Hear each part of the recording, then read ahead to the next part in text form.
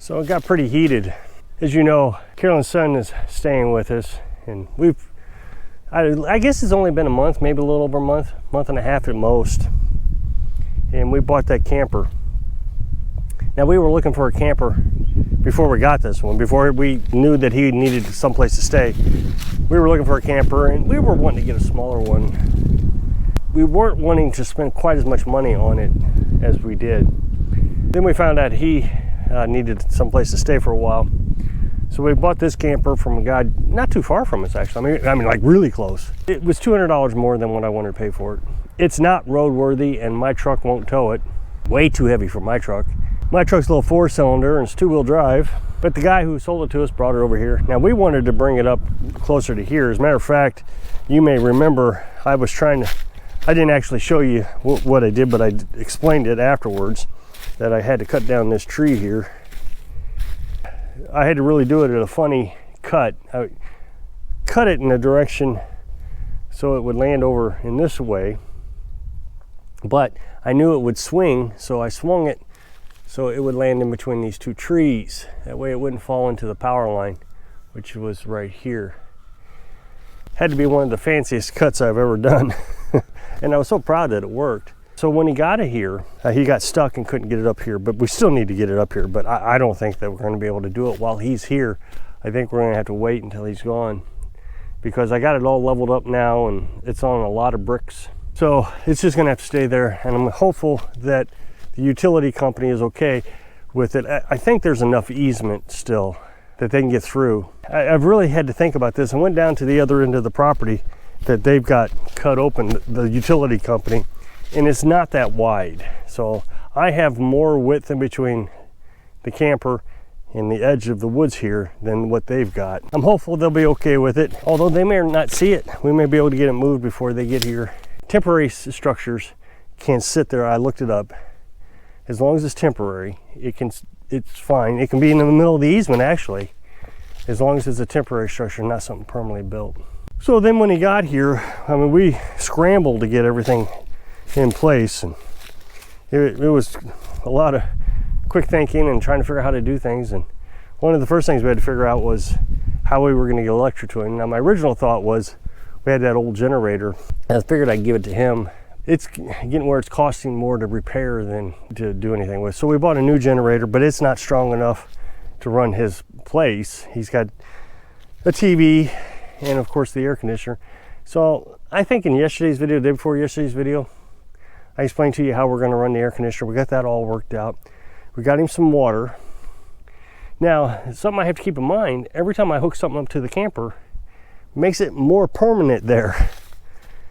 Even if I was able to find somebody while he was at work to move it, I would have to disconnect the water and the electric and all of it and get it moved up here and get it set back up before he got home. Then, of course, we got to worry about this winter. And I'm going to talk more about that shortly. Now, when he got here, he was only here 2 or 3 days and he got a job. Now he's getting where he's starting to save some money. He's got this place that he's wanting to work. I guess possibly he could start working there in August. One of the problems is his car isn't up to par, and it's a good long ways to this place that he wants to work. 30 miles, so I mean that's 60 miles a day in this old car. So he's trying to save up enough money to get another car. Then he can get this other job, and then hopefully he can get out of here. You know, we're really pushing the envelope when it comes to wintertime and how are we going to heat this in the winter. Now, I've made several videos about this, and I think I really know what it is that we want to use and how we're going to do it. Right now, he has the little portable buddy, mystery heater portable buddy. He's got that, and it's doing pretty good. It got down in the 30s. It hasn't gotten below freezing, but it's gotten down in the 30s. Now, I don't go in there. I have no reason to go in there, but Carolyn visited with him quite a bit, at least once a day. She'll go in there, and she said it got nice and warm in there. As long as he has a fan that blows it around a little bit, it gets pretty warm. Now, I can get pretty cold here. Last winter, it got to -6, but that was only for a day or two. It wasn't, long term. I think if it got that cold, we'd have to make some concessions. In general, it doesn't get much colder than the teens around here. I had to figure out how to keep this place relatively warm. Now, we considered a wood stove. You can get one of these camping wood stoves. They're portable. They weigh like 15 pounds. Comes with a chimney. You get them off Amazon. Just type in camping wood stove. And you get like $102 or $169. I mean, I haven't done a lot of research on which one we would have gotten. But the more I think about it, the more I just don't want to do it. Somebody suggested in the comment section that I need to give him my firewood. In yesterday's video, I was telling you, I don't want to give him my firewood. That's my retirement plan. That's my savings account. My thinking is he is going to pay for electric from the generator to run his air conditioner. Well, I think the same should be true for his heat. He should be paying for his heat. I mean, we're giving him free electric for everything else except the air conditioner. And the reason I feel like the air conditioner isn't our responsibility is because Carolyn and I don't have an air conditioner. So it gets down to heat, and then I'm really trying to figure out, do I make him pay for the heat or do I supply the heat? And I just don't see how I can supply the heat. I'm trying to figure out how to make this as low cost as possible. Now, a lot of people suggested that we get a diesel heater. And I've given it some consideration. It's not the first time I've heard of a diesel heater. We almost got one when we were nomads. I didn't want to carry around the diesel. I'm just not sure I want it. Got to have extra fuel on hand, and got to run wire from the battery bank down in my truck camper up to this camper, which would be a pretty thick wire, I guess, to blow ventilation. So we decided we're going to get a blue flame heater. Now, I've talked to you about a blue flame heater. My mom has one. Actually has two. My dad used to have them. Now, a lot of people said the Mr. Heater Portable Buddy uses less propane than a blue flame. A lot of people said that. Well, not really. It's BTUs. The blue flame is using more propane, yes, but it's also putting out more heat. I'm not sure I understand this thinking that it's using more propane. The Buddy heater has a high-low switch. If you put it on low, it uses less propane than if you put it on high. I think by half, actually. So the same thing's true with the blue flame. The nice thing about the blue flame is that it has a thermostat on it. And I think that is beneficial. The problem with the Buddy heater is at night when you're sleeping, you got it on, you have a tendency to just let it run, even though you're not cold.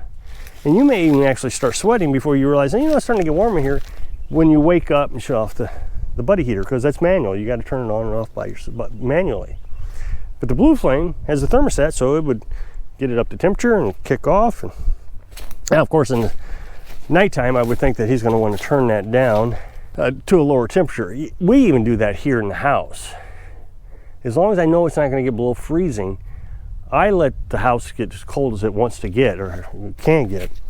And then in the morning, I start the wood stove up. The problem is if it gets below freezing, we get that water tank outside. I don't want it to freeze. So we have ventilation blowing into the tank outside. So the heat from the wood stove is transferred. So if it gets below freezing, we're at risk of that water freezing up. So I try to keep it in no lower than about 65 degrees in the house, and then I start the wood stove. But since he doesn't have that problem, he can let it get down as cold as he wants and then turn on the blue flame. Now, water, I talked to you about water. We have a hose running down to the camper. It's coming out of our tank also. The problem is that hose is going to freeze. I mean, even a little bit below freezing, and it's going to freeze. And I don't know the solution to that. I could bury it. The problem with burying it, when I move the camper, then I have to unbury it. The other thing I could do, when we were nomads, I had this bucket with a pump hooked up to it. And so we could actually hook a pump up to it, another bucket. He could just fill the bucket up with water, take a shower that way. And it might be the best solution. I'd have to build that again, and we'd have to get another pump. Not a huge deal, I can do that. I don't really want to do it, but I can do it. So the other day, I made a video about the type of heater I wanted to get. And I'm having a hard time understanding the comment section. Bringing her son here has been the most controversial thing I think we've ever done. Now remember, we have traveled the country in a pop-up camper. We built our own truck camper. And we got harassed quite a bit by it with the comment section. Told the camper wasn't gonna make it through its first bird strike. Made it just fine through its first bird strike. Poor bird, I hate that he died, but there was no hole in the camper. The pop-up camper, you won't survive the winter with it. And we survived many winters. But since he's been here, I'm either supposed to spoil him to death, according to the comment section, or abusing. And there's really not much in between. Occasionally people will say, hey, I think you're doing a great job. It's what family's for, help each other out. But I mean, I just can't understand it. I'm supposed to provide everything for him: food, water, shelter, heat, air conditioning, hook him up to the grid, or he is supposed to suffer because he is here. I'm supposed to abuse him with free labor. I got free labor now. I'm supposed to tell him what to do, and I just supervise what he does. I find it absolutely amazing how mean the comment section has gotten since his arrival. I regret that I told you about his arrival here. I don't know how I could have avoided it. I mean, we just have this big camper sitting in the yard. You would have seen it. Somebody would have asked. And maybe I just gave out too much information. You don't even know his name. You don't know how old he is. He's working hard. I've said that many times. I don't understand the mindset that YouTube gets an opinion on his living situation. So when I said that I wanted a blue flame heater in there, I got a comment that says he doesn't need any heat at all.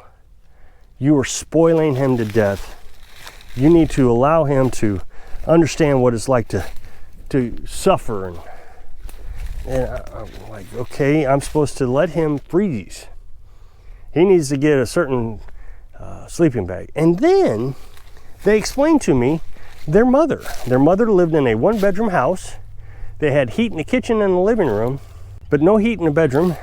And when they went to bed, they would have to lay perfectly still in the bed until the bed warmed up. That's apparently what a real off-gridder is. I don't know. I mean, I don't know. What I find ironic is this person is telling Carolyn's son via the YouTube channel what her mother did, but she never once mentioned what she has done. Has she ever suffered? Why are you telling me what someone else has done? If you had actually done it, and you know what it's actually like to be that cold, then you might have some authority to suggest it. But you have none. The only thing you've heard is stories. And then somebody replied to this comment and said, well, let me tell you, you guys don't know anything. I'll tell you how to survive in the cold. In these kind of temperatures, when it's above freezing, I don't even turn the heat on. And the only reason I turn on the buddy heater is for my beagles. I don't know what it's like to be cold. That's funny. All you got to do, I actually have it documented. Go back into my channel. When we came up to Missouri, and we stayed until January, I think it was January, in a pop-up camper. It was cold. I mean, it was frigid cold. And we were trying to reduce our electric costs because we were what they call mooch docking. I don't know if it was really mooching. We paid for electric, but we had this a little portable electric heater and the buddy heater. And we were doing everything we could to keep the cost down because we didn't want to run the guy's bill up so high that he was sticker shocked. So at night, we'd shut the heater off. It was miserably cold. I mean, it was like sleeping outside. I think the day we left, it was 16 degrees outside. So, I mean, it was just frigidly cold. And I don't think I want to ask anybody to do that because I know what it's like. It's terrible. Why would I want anybody to suffer like that? I'm going to try to figure out how to keep this place warm. It may not be comfortable as much as I would like it for it to be. He's going to be stuck in the living room. We're going to have it all shut up. So we're only heating a small portion of his camper. I don't understand how the comment section has turned into this visceral place where we have to tell me what it's like that your mother suffered in the cold temperatures. You didn't suffer in the cold temperatures, this person who commented. Your mother did. And you're trying to tell me what it's like. Well, I don't need second, third-hand information. I've been there. I know what it's like. We had to do it. Carolyn's family member was sick. We had to come to Missouri, take care of the family member in the middle of winter. 2 winters in a row. So I know what it's like. I don't think many people in the comment section would actually give it a try. So I'm not going to ask Carolyn's son to give it a try. We're here to help him. We want to get him back on his feet, not abusing. So if you'll click this up next box, take it to a video where I was talking about my firewood. So if I can inspire you to try to live comfortably when you're living your dream. Thanks for watching.